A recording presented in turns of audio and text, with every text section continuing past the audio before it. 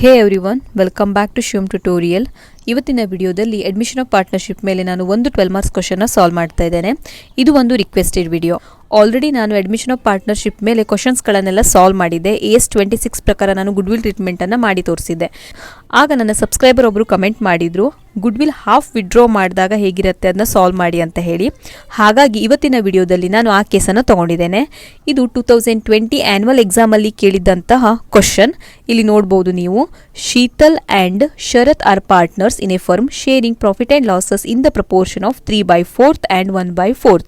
Their balance sheet as on 31/3/2019 was as follows. So ಒಂದು balance ಶೀಟ್ನ ಕೊಡ್ತಾ ಇದ್ದಾರೆ. Liability ಸೈಡಲ್ಲಿ ಕೆಲವು ಐಟಮ್ ಇದೆ ಆ್ಯಂಡ್ ಅಸೆಟ್ ಸೈಡಲ್ಲಿ ಕೆಲವು ಐಟಮ್ಸ್ ಇದೆ.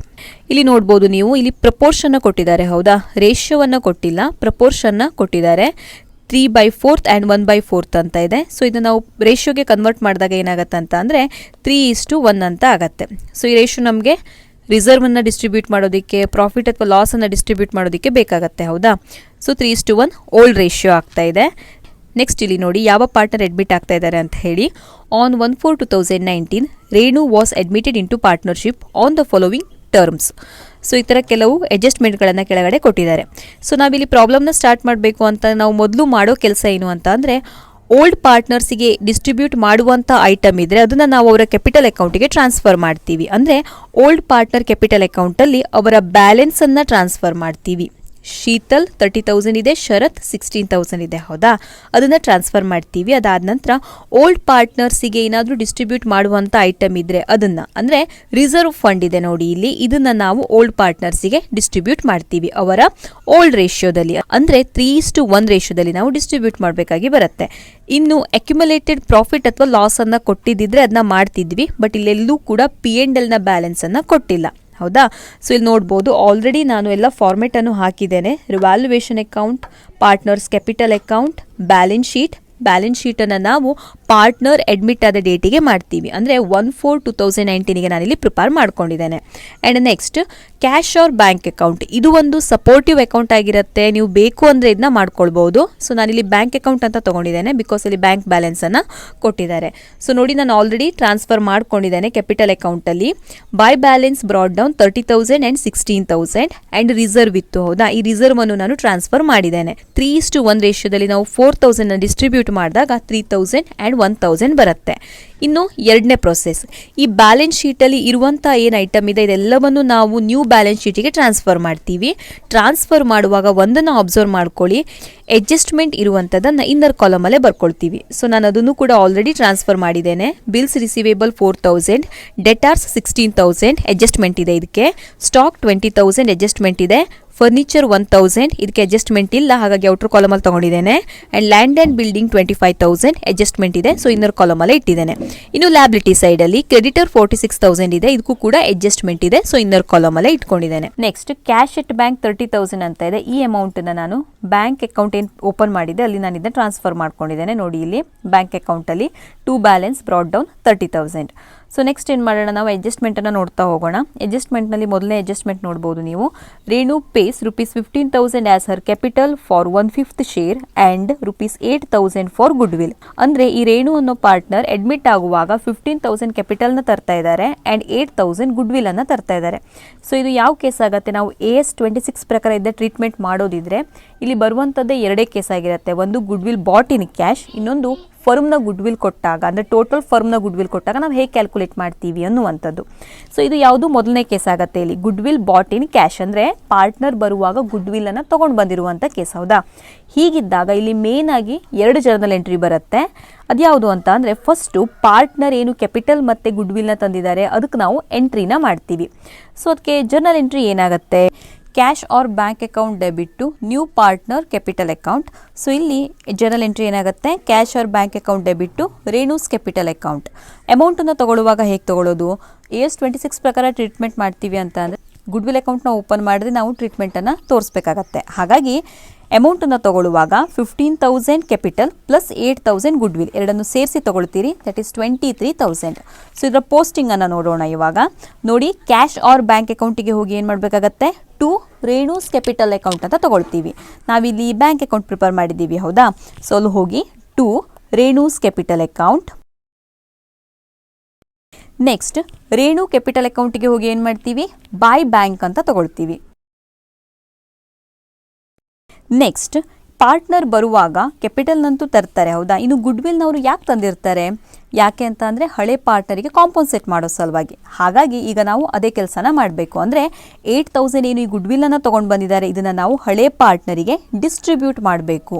ಸೊ ಅದಕ್ಕೆ ಜರ್ನಲ್ ಎಂಟ್ರಿ ಏನಾಗುತ್ತೆ, new partner capital account debit to old partners capital account. ಅಂದರೆ ಇಲ್ಲಿ Renu's capital account debit to Sheetal's capital account to Sharat's capital account ಅಂತ ಆಗುತ್ತೆ. ನೋಡಿ ಗುಡ್ವಿಲ್ ತಂದಿರೋದು 8,000 ಹೌದಾ. ಈ 8,000ನ ಹೇಗೆ ಡಿಸ್ಟ್ರಿಬ್ಯೂಟ್ ಮಾಡೋದು ನಾವು, ಆ್ಯಕ್ಚುಲಿ ಸ್ಯಾಕ್ರಿಫೈಸ್ ರೇಷಿಯೋವನ್ನು ಯೂಸ್ ಮಾಡಬೇಕು. ಬಟ್ ಇಲ್ಲಿ ಸ್ಯಾಕ್ರಿಫೈಸ್ ರೇಷಿಯೋಗೆ ರಿಲೇಟೆಡ್ ಆಗಿ ಯಾವ ಇನ್ಫಾರ್ಮೇಷನು ಕೊಟ್ಟಿಲ್ಲ ಹೌದಾ. ಹಾಗಾಗಿ ಓಲ್ಡ್ ರೇಷಿಯೋವನ್ನು ಯೂಸ್ ಮಾಡ್ತೀವಿ. ಓಲ್ಡ್ ರೇಷಿಯೋ ಅಂತ ಅಂದರೆ 3:1. ಅಂದರೆ ಈ 8,000ನ ನಾವು 3:1 ರೇಷಿಯೋದಲ್ಲಿ ಡಿಸ್ಟ್ರಿಬ್ಯೂಟ್ ಮಾಡಬೇಕು. ಅಂದರೆ 8,000 ಇಂಟು 3/4 ಮಾಡ್ತೀವಿ ಆ್ಯಂಡ್ 8,000 ಇಂಟು 1/4 ಮಾಡ್ತೀವಿ. ಆಗ ಒಬ್ಬೊಬ್ಬ ಪಾರ್ಟ್ನರಿಗೆ ಡಿಸ್ಟ್ರಿಬ್ಯೂಟ್ ಆಗುತ್ತೆ 6,000 ಆ್ಯಂಡ್ 2,000. ಸೊ ಇದರ ಪೋಸ್ಟಿಂಗನ್ನು ನೋಡೋಣ. ನೋಡಿ ರೇಣೂಸ್ ಕ್ಯಾಪಿಟಲ್ ಅಕೌಂಟಿಗೆ ಹೋಗಿ ನಾವೇನು ಮಾಡ್ತೀವಿ, to Sheetal's capital account to Sharath capital account ಅಂತ ಮಾಡ್ತೀವಿ ಹೌದಾ. ಸೊ ಇಲ್ಲಿ ನಾವು ಎಟ್ ಎ ಟೈಮಲ್ಲಿ 3 ಪಾರ್ಟ್ನರ್ ಕ್ಯಾಪಿಟಲ್ ಅಕೌಂಟ್ನ ಓಪನ್ ಮಾಡಿದ್ದೀವಿ. ಹಾಗಾಗಿ ಕ್ಯಾಪಿಟಲ್ ಅಕೌಂಟಿಗೆ ಹೋಗಿ to Sharath capital account to Sheetal capital account ಅಂತ ತಗೊಳ್ಳಿ.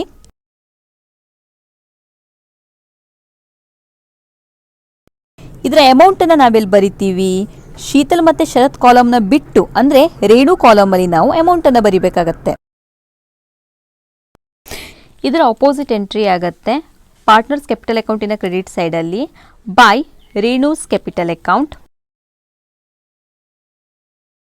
ರೇಣು ಕಾಲಮ್ ಬಂದುಬಿಟ್ಟು ನಾವು ಅಮೌಂಟ್ ಬರಿತೀವಿ 6,000 ಆ್ಯಂಡ್ 2,000. ಈ ಥರ ನಾವೇನು ಮಾಡ್ತೀವಿ, ಪಾರ್ಟ್ನರ್ ಬರುವಾಗ ಗುಡ್ವಿಲನ್ನು ತಂದಿದ್ದಿದ್ರೆ ಜರ್ನಲ್ ಎಂಟ್ರಿಯನ್ನು ಮಾಡ್ತೀವಿ. ಈಗ ನೀವು ನೋಡ್ಬೋದು ಇಲ್ಲಿ ಆಲ್ರೆಡಿ ಅಲ್ಲಿ ಓಲ್ಡ್ ಪಾರ್ಟ್ನರ್ಸ್ ಕ್ಯಾಪಿಟಲ್ ಅಕೌಂಟಲ್ಲಿ 6,000 ಆ್ಯಂಡ್ 2,000 ಕ್ರೆಡಿಟ್ ಹಾಕೊಂಡಿದೆ ಹೌದಾ, ಮೀನ್ಸ್ ಜಮಾ ಹಾಕ್ಕೊಂಡಿದೆ ನಾವು ಡಿಸ್ಟ್ರಿಬ್ಯೂಟ್ ಮಾಡಿರುವಂತಹ ಅಮೌಂಟ್. ಈ ಅಮೌಂಟನ್ನು ಅವರು ವಿಡ್ರಾ ಕೂಡ ಮಾಡ್ಬೋದು, ಹಾಫ್ ಕೂಡ ವಿಡ್ರಾ ಮಾಡ್ಬೋದು ಅಥವಾ ಫುಲ್ ಕೂಡ ಅವರು ವಿಡ್ರಾ ಮಾಡ್ಬೋದು. ಸೊ ಈ ಒಂದು ಕೇಸಲ್ಲಿ ಅದಕ್ಕೆ ರಿಲೇಟೆಡ್ ಆಗಿ ಒಂದು ಅಡ್ಜಸ್ಟ್ಮೆಂಟನ್ನು ಕೊಟ್ಟಿದ್ದಾರೆ. ನೀವು ನೋಡ್ಬೋದು ಇಲ್ಲಿ ಅಡ್ಜಸ್ಟ್ಮೆಂಟ್ ಬಿನ ನೋಡಿ, half of the good will is to be withdrawn by Sheetal and Sharat. ಅಂದರೆ ಹಳೆ ಪಾರ್ಟ್ನರ್ಸ್ ಹಾಫ್ ಗುಡ್ ವಿಲ್ ಅನ್ನು ವಿಡ್ರಾ ಮಾಡಿಕೊಂಡು ಹೋಗಿದ್ದಾರೆ. ಈ ಕೇಸನ್ನು ಕೊಟ್ಟರೆ ಮಾತ್ರ ನಾವು ಮಾಡ್ತೀವಿ, ಇಲ್ಲ ಅಂತಂದರೆ ಮಾಡಲ್ಲ.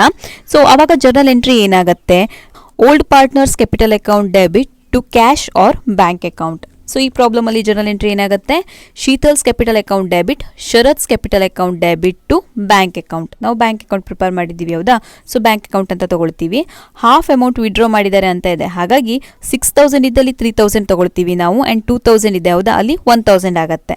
ಸೊ ಇದರ ಪೋಸ್ಟಿಂಗ್ ನೋಡೋಣ. ಇವಾಗ ಮೊದಲು ನಾವೇನು ಮಾಡ್ತೀವಿ, ಕ್ಯಾಪಿಟಲ್ ಅಕೌಂಟಿಗೆ ಹೋಗ್ತೀವಿ. ಕ್ಯಾಪಿಟಲ್ ಅಕೌಂಟಿಗೆ ಹೋಗಿ ಟು ಬ್ಯಾಂಕ್ ಅಕೌಂಟ್ ಅಂತ ತಗೊಳ್ತೀವಿ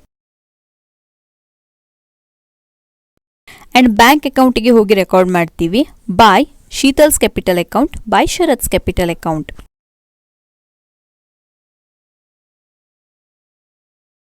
ಸೊ ಈ ಥರ ನಾವೇನು ಮಾಡ್ತೀವಿ, ಇಲ್ಲಿ ಗುಡ್ ವಿಲ್ ಟ್ರೀಟ್ಮೆಂಟನ್ನು ಮಾಡ್ತೀವಿ. ಯಾವಾಗ ಹಾಫ್ ಗುಡ್ ವಿಲ್ ವಿಡ್ರಾನ್ ಅಂತ ಕೊಟ್ಟಿರ್ತಾರೋ ಆಗ. ಇನ್ನು ನೆಕ್ಸ್ಟ್ ನಾವು ಉಳಿದಿರೋ ಅಡ್ಜಸ್ಟ್ಮೆಂಟ್ಗಳನ್ನೆಲ್ಲ ಕಂಪ್ಲೀಟ್ ಮಾಡ್ತಾ ಹೋಗ್ತೇನೆ. ಅಡ್ಜಸ್ಟ್ಮೆಂಟ್ ಸಿನ ನೋಡಿ, ಇಲ್ಲಿ stock is to be reduced by 10%. ಅಂದರೆ ಸ್ಟಾಕ್ನ ವ್ಯಾಲ್ಯೂ 10% ರೆಡ್ಯೂಸ್ ಆಗಿದೆ, ಕಡಿಮೆ ಆಗಿದೆ ಅಂತ ಹೇಳ್ತಿದ್ದಾರೆ ಹೌದಾ. ಸೊ ಬ್ಯಾಲೆನ್ಸ್ ಶೀಟಿಗೆ ಹೋಗಿ ಸ್ಟಾಕ್ ಲೆಸ್ ಡೆಪ್ರಿಸಿಯೇಷನ್ 10% ತಗೊಳ್ತೀವಿ. 20,000 ಮೇಲೆ 10%ನ ಚಾರ್ಜ್ ಮಾಡಿದಾಗ 2,000 ಆಗುತ್ತೆ. ಔಟ್ರ್ ಕಾಲಮಲ್ಲಿ 18,000. ಸೊ ಈ 2,000ಗೆ ನಾವು ಇನ್ನೊಂದು ಇಫೆಕ್ಟನ್ನು ಕೊಡಬೇಕು ಹೌದಾ. ಎಲ್ಲಿ ಕೊಡ್ತೀವಿ, ರಿವ್ಯಾಲ್ಯೂಯೇಷನ್ ಅಕೌಂಟ್. ರಿವ್ಯಾಲ್ಯೂಯೇಷನ್ ಅಕೌಂಟಲ್ಲಿ ಯಾವ ಸೈಡ್ ಕೊಡೋದು, debit side R credit side. ಯಾವಾಗ ಅಸೆಟ್ನ ವ್ಯಾಲ್ಯೂ ಡಿಕ್ರೀಸ್ ಆಗುತ್ತೆ ಆ್ಯಂಡ್ ಲ್ಯಾಬಿಲಿಟಿಯ ವ್ಯಾಲ್ಯೂ ಇನ್ಕ್ರೀಸ್ ಆಗುತ್ತೆ, ನಾವು ರಿವ್ಯಾಲ್ಯೂಯೇಷನ್ ಅಕೌಂಟಿನ ಡೆಬಿಟ್ ಸೈಡಲ್ಲಿ ಇಫೆಕ್ಟ್ ಕೊಡ್ತೀವಿ. ಅದೇ ರೀತಿಯಲ್ಲಿ ಯಾವಾಗ ಅಸೆಟ್ನ ವ್ಯಾಲ್ಯೂ ಹೆಚ್ಚಾಗಿ ಲ್ಯಾಬಿಲಿಟಿಯ ವ್ಯಾಲ್ಯೂ ಕಡಿಮೆ ಆದರೆ ನಾವು ರಿವ್ಯಾಲ್ಯೂಯೇಷನ್ ಅಕೌಂಟಿನ ಕ್ರೆಡಿಟ್ ಸೈಡಲ್ಲಿ ಇಫೆಕ್ಟ್ ಕೊಡ್ತೀವಿ. ಸೊ ಇಲ್ಲಿ ಏನಾಗಿದೆ, ಅಸೆಟ್ನ ವ್ಯಾಲ್ಯೂ ಕಡಿಮೆ ಆಗ್ತಾ ಇದೆ ಹೌದಾ, ರೆಡ್ಯೂಸ್ ಆಗ್ತಾ ಇದೆ. ಹಾಗಾಗಿ ರಿವ್ಯಾಲ್ಯೂಯೇಷನ್ ಅಕೌಂಟಿನ ಡೆಬಿಟ್ ಸೈಡಲ್ಲಿ ಟು ಸ್ಟಾಕ್. ನೆಕ್ಸ್ಟ್ ಅಡ್ಜಸ್ಟ್ಮೆಂಟ್ ಡಿನ ನೋಡಿ, ಇಲ್ಲಿ 5% provision for doubtful debts is to be created on sundry debtor ಮೇಲೆ 5% ಪ್ರೊವಿಷನ್ನ ಕ್ರಿಯೇಟ್ ಮಾಡ್ತಾ ಇದ್ದಾರೆ ಅಂತ ಹೇಳ್ತಾ ಇದ್ದಾರೆ. ಸೊ ಅದನ್ನ ಕ್ರಿಯೇಟ್ ಮಾಡೋಣ. ಬ್ಯಾಲೆನ್ಸ್ ಶೀಟಲ್ಲಿ ಹೋಗಿ ಲೆಸ್ PDD. ಇದರ ಇನ್ನೊಂದು ಇಫೆಕ್ಟನ್ನು ನಾವು ಕೊಡಬೇಕಾಗತ್ತೆ ರಿವ್ಯಾಲ್ಯೂಯೇಷನ್ ಅಕೌಂಟಲ್ಲಿ. ನೋಡಿ, ನಾವು ಪ್ರೊವಿಷನ್ನ ಕ್ರಿಯೇಟ್ ಮಾಡ್ತೀವಿ ಅಂತ ಅಂದ್ರೆ ಅದು ಲ್ಯಾಬಿಲಿಟಿನ ಇನ್ಕ್ರೀಸ್ ಮಾಡುತ್ತೆ. ಹೌದಾ?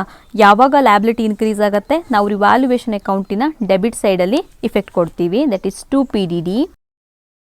ನೆಕ್ಸ್ಟ್ ಅಡ್ಜಸ್ಟ್ಮೆಂಟ್ನ ನೋಡಿ, adjustment E, land and building is to be appreciated by 20%. So land and ಬಿಲ್ಡಿಂಗ್ನ ವ್ಯಾಲ್ಯೂ ಏನಾಗ್ತದೆ, ಅಪ್ರಿಸಿಯೇಟ್ ಆಗ್ತದೆ, ಮೀನ್ಸ್ ಹೆಚ್ಚಾಗ್ತಾ ಇದೆ. ಹಾಗಾಗಿ ನಾವೇನು ಮಾಡಬೇಕಾಗತ್ತೆ, ಆ್ಯಡ್ ಮಾಡಬೇಕಾಗತ್ತೆ. Add appreciation. ಸೊ ಇದ್ರೆ ಇನ್ನೊಂದು ಇಫೆಕ್ಟನ್ನು ಕೊಡಬೇಕಾಗತ್ತೆ. ಎಲ್ಲಿ ಕೊಡ್ತೀವಿ? ರಿವ್ಯಾಲ್ಯೂಯೇಷನ್ ಅಕೌಂಟಿನ ಕ್ರೆಡಿಟ್ ಸೈಡಲ್ಲಿ ಕೊಡ್ತೀವಿ. ಯಾಕೆ? ಅಸೆಟ್ಟಿನ ವ್ಯಾಲ್ಯೂ ಹೆಚ್ಚಾಗ್ತಾ ಇದೆ. ಹೌದಾ? So by land and building. Last ಅಡ್ಜಸ್ಟ್ಮೆಂಟ್ನ ನೋಡಿ ಇಲ್ಲಿ, an item of ₹1,800 included in creditors is not likely to be claimed and hence should be return back. ಹಾಗಂತ ಅಂದರೆ, ಸೊ ಕ್ರೆಡಿಟರ್ ಅಂತ ಅಂದರೆ ಏನು? ಲ್ಯಾಬಿಲಿಟಿ ಸೈಡಲ್ಲಿ ಇರುತ್ತೆ, ಬರ್ಡನ್ ಅದು. ಹೌದಾ? ನಾವು ಅಮೌಂಟನ್ನು ಪೇಮೆಂಟ್ ಮಾಡೋದಿದೆ ಅಂತ ಹೇಳಿ ಅರ್ಥ. 46,000 ಅಮೌಂಟನ್ನು ಪೇಮೆಂಟ್ ಮಾಡಬೇಕಿತ್ತು, ಅದರಲ್ಲಿ 1,800 ಏನಾಗ್ತಾ ಇದೆ, ರೈಟ್ ಆಫ್ ಆಗ್ತಾಯಿದೆ. ಯಾಕಂದರೆ ಅದು ಕ್ಲೈಮ್ ಆಗ್ತಾ ಇಲ್ಲ ಅಂತ ಹೇಳಿ ಅರ್ಥ. ಅದು ನಾವು ಕ್ಯಾನ್ಸಲ್ ಮಾಡ್ತೀವಿ ಅಂದರೆ ಅಷ್ಟು ಬರ್ಡನ್ ಏನಾಗುತ್ತೆ, ಕಡಿಮೆ ಆಗುತ್ತೆ. ಹೌದಾ? ಲ್ಯಾಬಿಲಿಟಿ ಅಷ್ಟು ಪೇಮೆಂಟ್ ಮಾಡೋದೇನಾಗುತ್ತೆ, ಕಡಿಮೆ ಆಗುತ್ತೆ. ಹಾಗಾಗಿ 46,000ಅಲ್ಲಿ 1,800 ಲೆಸ್ ಮಾಡ್ಕೊಳ್ಳೋಣ. ಲೆಸ್. ಸೊ ಇದರ ಇನ್ನೊಂದು ಇಫೆಕ್ಟನ್ನು ಕೊಡಬೇಕು ನಾವು. ನೋಡಿ, ಬರ್ಡನ್ ಅನ್ನೋದು ಕಡಿಮೆ ಆಗ್ತಾ ಇದೆ. ಬರ್ಡನ್ ಕಡಿಮೆ ಆದರೆ ನಾವೇನು ಮಾಡ್ತೀವಿ, ರಿವ್ಯಾಲ್ಯೂಯೇಷನ್ ಅಕೌಂಟಿನ ಕ್ರೆಡಿಟ್ ಸೈಡಲ್ಲಿ ಇಫೆಕ್ಟ್ ಕೊಡ್ತೀವಿ. ಬಿಕಾಸ್ ಲ್ಯಾಬಿಲಿಟಿ ಕಡಿಮೆ ಆಗ್ತಾ ಇದೆ. ಹೌದಾ? ಹಾಗಾಗಿ ಬೈ ಕ್ರೆಡಿಟರ್ಸ್. ಸೊ ಈ ಥರ ನಾನು ಎಲ್ಲ ಟ್ರಾನ್ಸಾಕ್ಷನ್ ಪೋಸ್ಟಿಂಗನ್ನು ಮುಗಿಸಿದ್ದೇನೆ. ಇವಾಗ ಅಕೌಂಟನ್ನು ಕ್ಲೋಸ್ ಮಾಡ್ತಾ ಬರ್ತೇನೆ. ಮೊದಲು ರಿವ್ಯಾಲ್ಯೂಯೇಷನ್ ಅಕೌಂಟ್. ರಿವ್ಯಾಲ್ಯೂಯೇಷನ್ ಅಕೌಂಟನ್ನು ಕ್ಲೋಸ್ ಮಾಡಿದಾಗ ಕ್ರೆಡಿಟ್ ಸೈಡಲ್ಲಿ ಟೋಟಲ್ ಜಾಸ್ತಿ ಬರ್ತದೆ. That is 6,800. ಅದನ್ನು ನಾನು ಎರಡು ಕಡೆ ತೊಗೊಂಡಿದ್ದೇನೆ.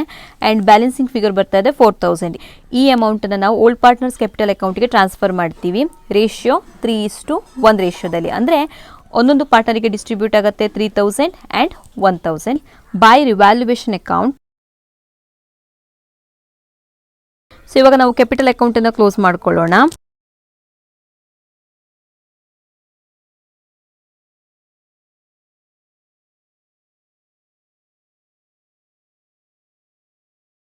ಪಾರ್ಟ್ನರ್ಸ್ ಕ್ಯಾಪಿಟಲ್ ಅಕೌಂಟನ್ನು ಕ್ಲೋಸ್ ಮಾಡಿದಾಗ ಬ್ಯಾಲೆನ್ಸ್ ಬರ್ತಾ ಇದೆ, ಶೀತಲ್ 39,000, ಶರತ್ 19,000, ರೇಣು 15,000. ಸೊ ಇದನ್ನು ನಾವು ಬ್ಯಾಲೆನ್ಸ್ ಶೀಟಿಗೆ ಟ್ರಾನ್ಸ್ಫರ್ ಮಾಡ್ಕೊಳ್ಳೋಣ.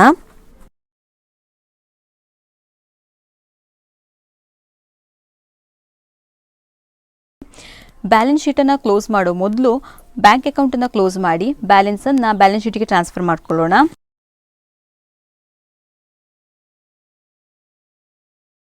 ಬ್ಯಾಂಕ್ ಅಕೌಂಟ್ ಟೋಟಲ್ ಬರ್ತಾ ಇದೆ 53,000 ಆ್ಯಂಡ್ ಬ್ಯಾಲೆನ್ಸ್ ಬರ್ತಾ ಇದೆ 49,000. ಸೊ ಅದನ್ನ ಟ್ರಾನ್ಸ್ಫರ್ ಮಾಡ್ಕೊಳ್ಳೋಣ ಬ್ಯಾಲೆನ್ಸ್ ಶೀಟಿಗೆ, ಬ್ಯಾಂಕ್ ಅಕೌಂಟ್. ಸೊ ಈಗ ನಾವು ಬ್ಯಾಲೆನ್ಸ್ ಶೀಟನ್ನು ಕ್ಲೋಸ್ ಮಾಡ್ತೀವಿ.